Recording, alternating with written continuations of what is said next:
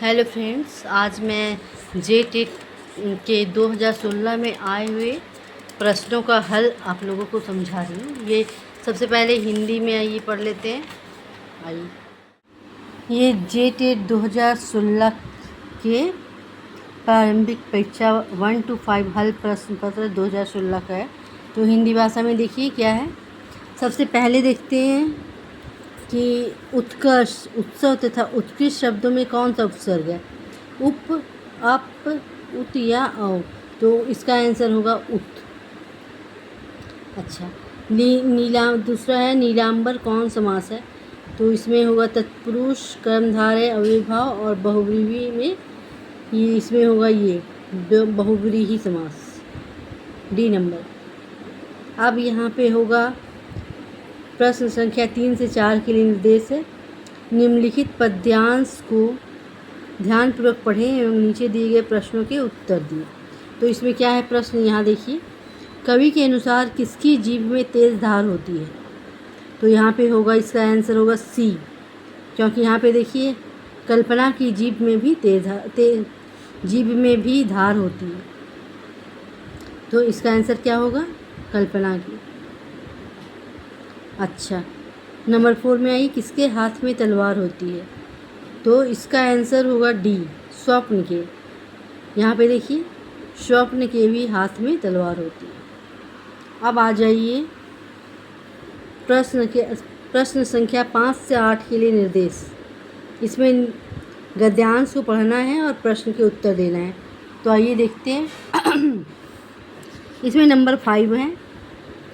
5 में क्या है? कवि का आदर्श होता है उसके समाज के आदर्श के अनुरूप, उसके स्वयं के आदर्श के अनुरूप, उसके परिवार के आदर्श के अनुरूप, डी इनमें से सभी। इसमें ये होगा बी, उसके स्वयं के आदर्श के अनुरूप, क्योंकि आप यहाँ देख सकते हैं। देखिए, कवि वास्तव में समाज की व्यवस्था, वातावरण, धर्म, कर्म, रीति नीति तथा सामाजिक शिष्टाचार या लोक व्यवहार से अपने काव्य के उपकरण चुनता है और उनका प्रतिपादन अपने आदर्शों के अनुरूप करता है। तो इसका आंसर क्या होगा? उसके स्वयं के आदर्श के अनुरूप। अच्छा, 6 में आइए, साहित्य हमें क्या बताता है?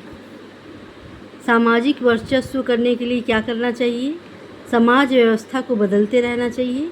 मानव समाज की सुख, समृद्धि, सुरक्षा और विकास के लिए कौन सा मार्ग उपादेय है? डी इनमें से सभी। ये इसमें होगा 6 का आंसर होगा सी, मानव समाज की सुख, समृद्धि, सुरक्षा और विकास के लिए कौन सा मार्ग उपादेय है? क्योंकि आइए देखते हो यहाँ गद्यांश में इसका आंसर लिखा है। ये देखिए, अनादिकाल से साहित्य अपने इसी धर्म का पुनर्निर्वाह करता चला रहा है। वह समाज के विभिन्न रूपों का चित्रण कर एक तरफ तो हमारे सामने समाज का यथार्थ चित्र प्रस्तुत करता है और दूसरी ओर अपनी प्रखर मेधा और स्वस्थ कल्पना द्वारा समाज के विभिन्न पहलुओं का विवेचन करता हुआ बतलाता है कि मानव समाज की सुख, समृद्धि, सुरक्षा और विकास के लिए कौन सा मार्ग उपादेय है। तो इसमें क्या होगा? मानव समाज की सुख, समृद्धि, सुरक्षा और विकास के लिए कौन सा मार्ग उपादेय? 6 का आंसर होगा सी।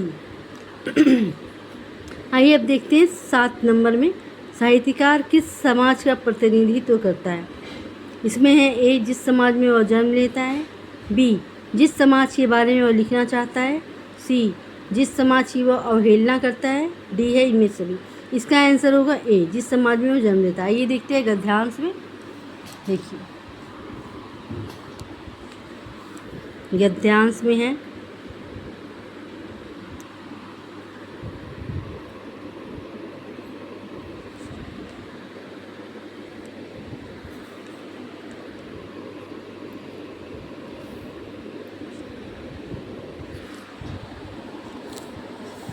देखिए, साहित्यकार उसी समाज का प्रतिनिधित्व करता है जिसमें वह जन्म लेता है। तो क्या होगा इसका आंसर? इसका आंसर जिस समाज में वो जन्म लेता है। आइए अब 8 नंबर देखते हैं। ये देखिए, अब इसमें है इंद्रिय बोध में कौन सा समास है? तो इसमें होगा अव्ययभाव, तत्पुरुष, द्वंद्व और कर्मधारय में से बी, तत्पुरुष समास। इंद्रिय बोध मतलब इंद्रिय का बोध, तो ये है तत्पुरुष समास। अब 9 नंबर में परमेश्वर शब्द का संधि विच्छेद है। ए है परम पर प्लस मेश्वर, बी है परम प्लस ईश्वर, और सी है परम प्लस ईश्वर, और डी में है पर प्लस ईश्वर। तो इसका आंसर होगा बी, परम प्लस ईश्वर। आइए 10 नंबर में, उर्वर शब्द का विपरीतार्थक है। तो इसमें उर्वरा है ए, बी है ऊसर, सी है उपजाऊ, और डी है समृद्ध। तो उर्वर का अर्थ होता है उपजाऊ, और इसका विपरीत होगा ऊसर। ऊसर मतलब का अर्थ होता है बंजर। तो इसका आंसर क्या होगा? 10 का आंसर होगा बी। आइए देखते हैं 11 कमल का पर्यायवाची नहीं है। इसमें कमल का कौन सा पर्यायवाची नहीं है? ए में है राजीव, बी में है नीरज, सी में है पंकज, और डी में है वारिद। तो राजीव, नीरज और पंकज ये सब कमल के पर्यायवाची है, किंतु वारिद नहीं है। वारिद बादल का पर्यायवाची है। तो इसका आंसर क्या होगा? डी।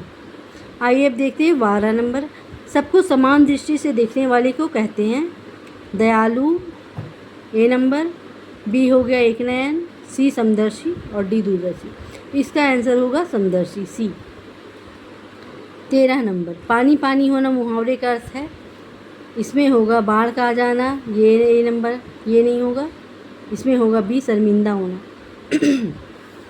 अच्छा, राजभाषा का तात्पर्य है ए, देश की सांस्कृतिक भाषा, बी, देश की सर्वाधिक बोली जाने वाली भाषा, सी, सरकारी कामकाज की भाषा, डी, आदर्श एवं परिनिष्ठित भाषा।